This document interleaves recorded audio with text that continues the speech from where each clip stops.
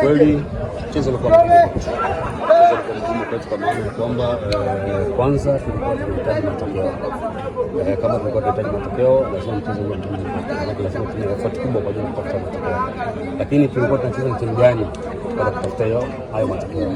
Kwa tunacheza na timu ambayo ina uwekezaji mkubwa, ina experience players, ina technical nzuri, lakini pia wametoka kwenye mashindano ya kimataifa, wana rhythm nzuri ya uchezaji. Kwa hiyo ilikuwa mgumu kiasi kikubwa sana kiasi ambacho walitunyima nafasi ya sisi kuweza kupata matokeo mazuri katika mchezo huu.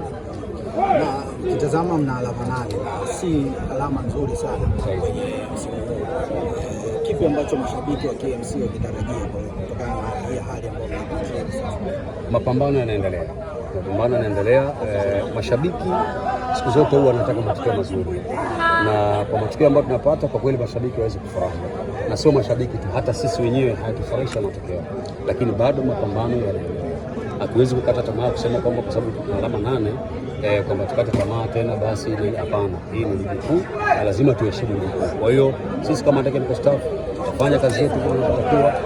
Wachezaji tutawekeza kila mmoja tunatakiwa kuelekezwa, ili mradi kwamba tuweze kurudi na hatimaye tuweze kupata matokeo ya kuweza kusalia katika ligi kuu. Asante sana.